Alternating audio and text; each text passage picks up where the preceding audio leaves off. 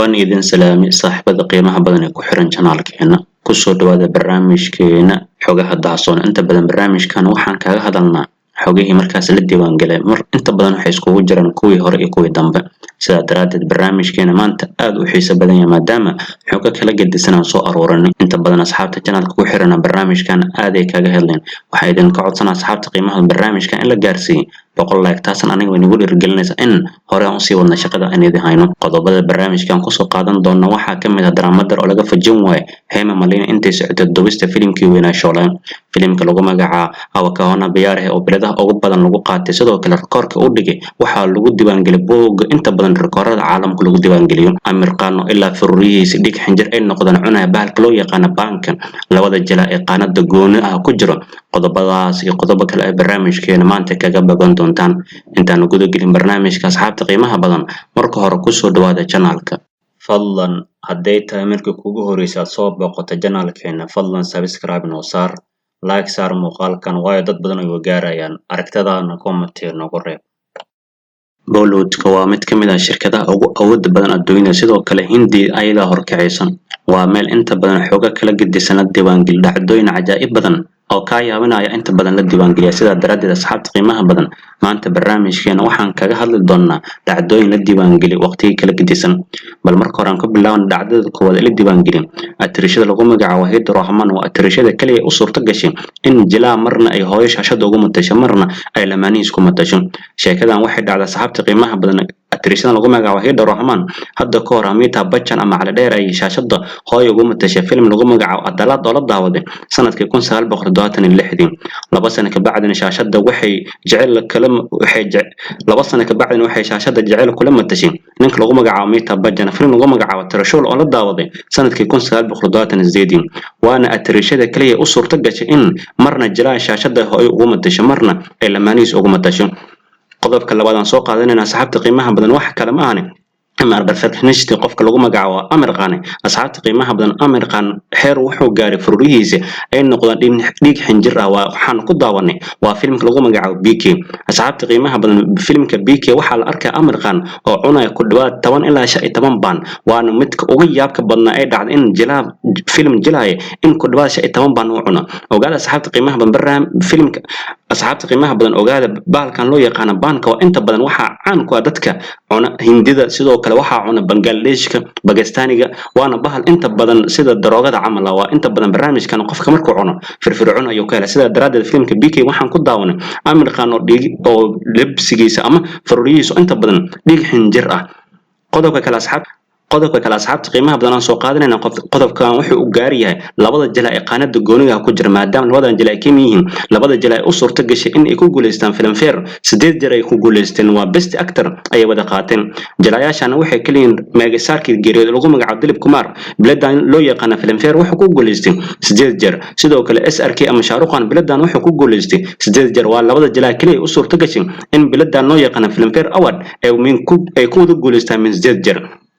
qodobka kale asxaabta qiimaha badan aan soo qaadanayna wuxuu u gaariyaa atirishada geeriyootay subarsaarada lagu magacaabo Sara Devi asxaabta qiimaha badan ma ogteen Sara Devi ayadoo 13 jir ah hadda ka hor inay shaashada ugu matashay Rajana Kanti hooyo sheekadan waxay dhacday asxaabta qiimaha badan filimka lagu magacaabo Mandru oo dhankaas iyo Tamilka laga lahaa waxa dhacday atirishada lagu magacaabo Sara Devi ayadoo 13 jir ah shaashada inay hooyo ugu matashay meegasaar subarsaarka waqtigan ay ku faanaan fanka loo yaqaan Tamil qof kalmaane Rajana Kanti ay hadda ka hor shaashada hooyo ugu matashay waliba kaliya waxay jirtay 13 sano ay jirtay qodobka kale aan soo qaadanayna wuxuu u gaar yahay ninka lagu magacaabo Yash Chopra geeriyooday asxaabta qiimaha badan ninkan lagu magacaabo Yash Chopra wuxuu madax u ah shirkadda awoodda badan ee Hindi waa shirkad lagu magacaabo Yash Raj Films sheekadan asxaabta qiimaha badan waxay dhacday filimka lagu magacaabo Dilto Bagalhe intii duwistiisa socotay Yash Chopra waa nin kamid inta badan ninka ugu madax adkaa maadaama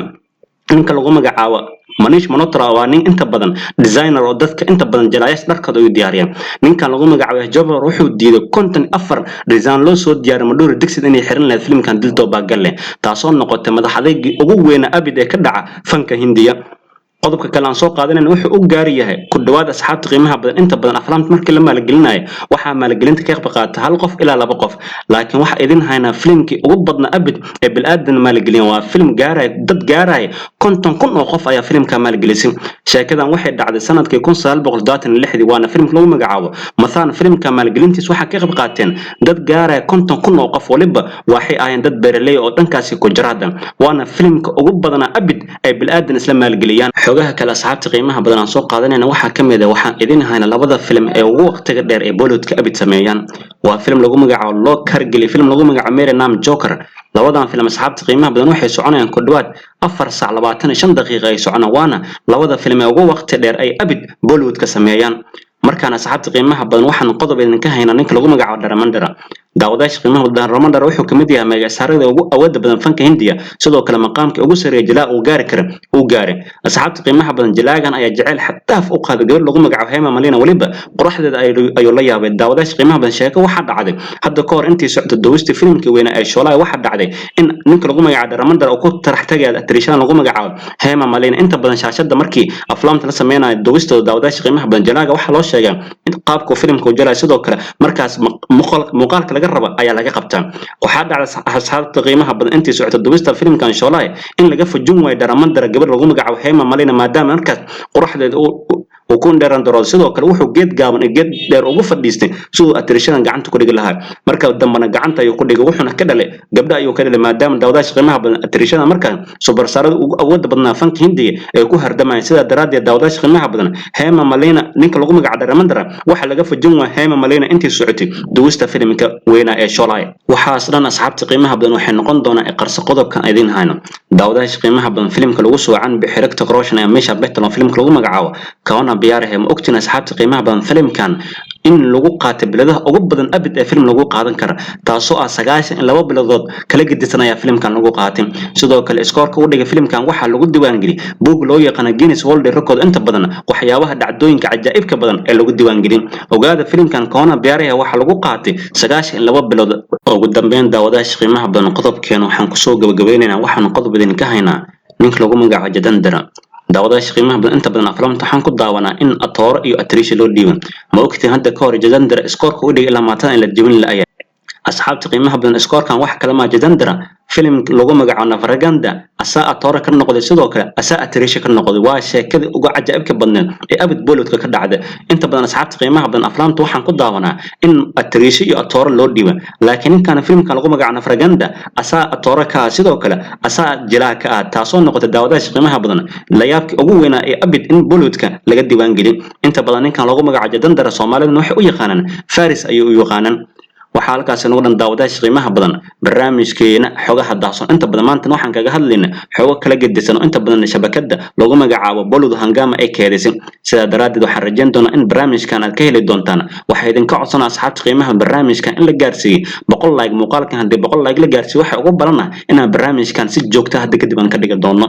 qodobada barnaamijkan ku soo qaadana qodobka ku soo jiitin aragtida comment noogu reeb hadda channelkeena ku cusubtahay waxaan ka codsanaa inaad subscribe noo saarto sidoo kale yaan ilowna asxaabta qiimaha badan muuqaalka in la garo la saaro aragtida comment noogu reeb hadda comment saaxiibada hor nool jooga waxaan ka codsanaa muuqaalka inaad share aad si saaxiib wanaagsan adigoo kale channelka ugu soo biiraan intaan barnaamij la mid asxaabta qiimaha ku kulmayno sidaas iyo amaan Allah assalaamu calaykum wa rahmatullahi ta'ala wa barakaatuh